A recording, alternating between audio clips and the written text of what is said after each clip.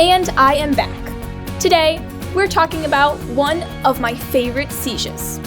You may recall that about a year ago, I did an episode on the Battle of Alesia, which was a great example of ancient siege warfare.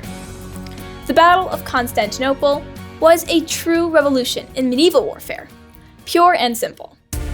It's often portrayed as a critical battle between Islam and Christendom, where the Christian coalition lost one of their most strategically important strongholds in the crossroads of Asia and Europe. This led to the disappearance of the very heart and soul of Eastern Christianity, the Byzantine Empire. The fall of Constantinople was indeed the final nail in the coffin of the Byzantine Empire, which had been dying a slow death for nearly 150 years. The center of Byzantium was simply transplanted to the much colder climate of Russia, which has been attempting to carry the mantle of Eastern Christianity ever since. And as to the catastrophic defeat of Christendom and the coalition of European powers, what coalition? Notwithstanding a valiant effort from a small group of Venetian, Genoese, and Florentines, there was no coalition, and the Greeks were on their own. Before we go any further, let's review some basic facts that'll help us understand the situation in the spring of 1453. As the best city fortress in the world, the Red Apple, as besiegers longingly called it, found itself outnumbered by the Ottomans, 10-1. Back in 324 AD, the ancient city of Byzantium, located in the eastern part of the Roman Empire, was renamed New Rome and declared the new capital by Emperor Constantine the Great. From the mid-5th century to the early 13th century, Constantinople was the largest and the richest city in Europe. Its wealth and impeccable strategic location made it highly desirable to other nations, which explains the existence of its massive and complex fortifications, which are among the most sophisticated defensive architecture in the ancient world and Middle Ages. The Theodosian walls consisted of two walls about 2 kilometers or 1.2 miles apart. Constantinople's location between the Golden Horn and the Sea of Marmara also created a natural protection. In fact, for most of its history, the city was forced to test the validity of their fortifications in battle, as they defended themselves from enemies all over the map. The city eventually did fall, but only due to treachery and betrayal. The fortification complex was almost fully immune to all major forms of siege warfare used in the Middle Ages. Though they had great defenses, the city was attacked many times, most notably by the Turks. The Turks were a group that originated in Central Asia, but the Mongols, led by Genghis Khan and other nomadic tribes from the steppes, pushed the Turkic tribes from Central Asia to Anatolia. This meant that a new and very dangerous enemy appeared on the border of the Byzantine Empire. For a long time, the Turks in Anatolia were divided into a patchwork of small Islamic states. One ruler, Osman I, built up a powerful kingdom that soon absorbed all the others and formed the Ottoman Empire. In the century after the death of Osman I, Ottoman rule began to extend over the eastern Mediterranean and the Balkans. Osman's son, Orhan, captured the city of Bursa in 1324 and made it the new capital of the Ottoman state. The fall of Bursa meant the loss of Byzantine control over northwestern Anatolia. Then, the Ottoman victory at Kosovo in 1389 effectively marked the end of Serbian power in the region, paving the way for Ottoman expansion into Europe. The Byzantine Empire was now the last bastion, preventing the Turks from fully entering into Europe. Within a century after the Battle of Kosovo, most of Anatolia was lost. And by the start of the 15th century, Byzantium was reduced to Constantinople, as well as a few Greek islands. But that too would not last.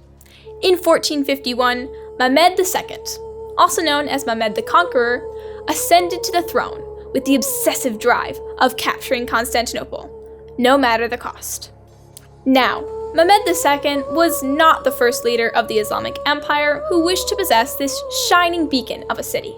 Even at the onset of Islamic civilization, this city was a highly desirable object. Even the Prophet Muhammad himself, peace be upon him, allegedly said, "One day, Constantinople will be conquered. Great is the commander who will conquer it. Great are his soldiers." And more than 700 years later, that dream was about to become a reality. At this stage, Constantinople was underpopulated and dilapidated. The population of the city had collapsed so severely that it was now little more than a cluster of villages, separated by fields. On April 2nd, 1453, the Ottoman army, led by the 21-year-old Sultan Mehmed II, with 80,000 men, laid siege to the city, which was defended by less than 10,000 men. And that is where our story really begins. We could spend hours discussing incredible examples of military tactics, logistics, siege warfare, and naval integration. But we only have 15 minutes or so left. Thus, I will focus on the aspects of this battle that made it truly intriguing. And the most important of them is the use of new artillery. But it wasn't new at all. Even in slow-moving Europe, where gunpowder was adopted much later than in Asia, primitive cannons were actively used as early as the Battle of Crecy in 1346. These first cannon trials were largely confined to field artillery, and mostly used as a terrifying psychological weapon. The siege of Constantinople elevated the use of cannons to an entirely new level. Just like Yugos or the Flintstones car, they weren't really cars, even if they resembled automobiles. The earlier cannons only looked like their modern counterparts. These weapons had very limited power to inflict any meaningful structural damage, and thus, they were rarely used in siege warfare.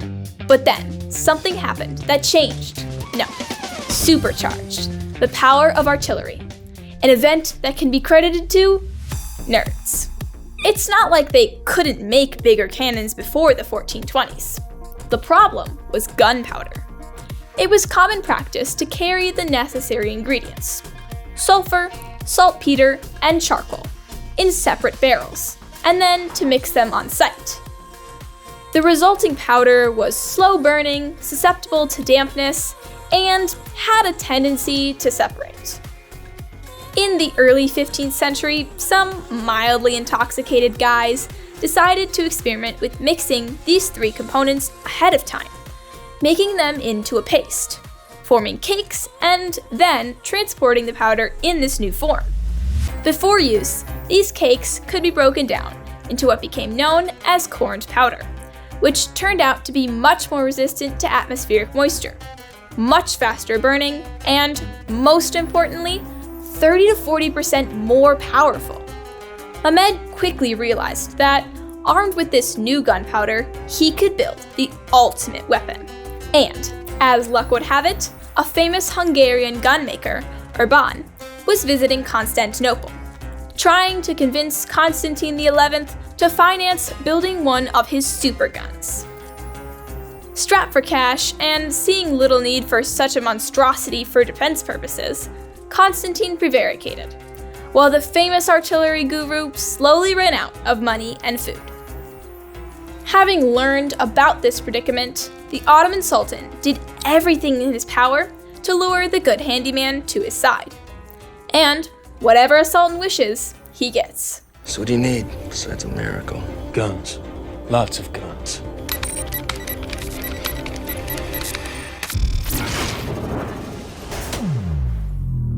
Soon, Urban rewarded his new patron with an absolute beast of a gun, which was 26 feet, 7.9 meters long, and weighed 20 tons. This fired 1,200-pound stone cannonballs, which required an operating crew of 200 men. While this machine was scary indeed, it quickly broke down, and having not purchased the recommended warranty for the low price of $19.99, Mehmed had to focus on smaller, but far more effective cannons, built for him by Urban, 68 of them to be exact. The Ottoman Sultan would not deploy just one or two of them, he would unleash all of them at the same time, creating a previously unseen artillery barrage that even the unbreakable walls of Constantinople could not withstand for long. Mehmed also began construction of a giant and strategically critical fortress at the narrowest point of the Bosphorus Strait. This fortress restricted passage between the Black and Mediterranean seas, cutting off Constantinople's supplies and reinforcements from the Italian city-states. This fortress received the heartwarming name of the Throat Cutter, and it clearly looked the part, both then and now. And did I mention that the Throat Cutter was also equipped with these new Hungarian supercannons? By March 1453, the rest of Urban's army of cannons had been transported from the Ottoman capital of Edirne to the outskirts of Constantinople. In April, having quickly seized Byzantine coastal settlements along the Black Sea and the Sea of Marmara, Ottoman regiments assembled outside the Byzantine capital. Their fleet moved from Gallipoli, and the Sultan himself set out to meet his army by the walls of the Red Apple. And Mehmed was craving that apple in a big way, having learned way before Ben Franklin that an apple a day, well, you know the rest. Thank you so much for taking a journey through history on yet another episode of the most intriguing military battles. Please make sure to do all the right things by clicking all the buttons down below so you subscribe, like, and comment. We will see you next time.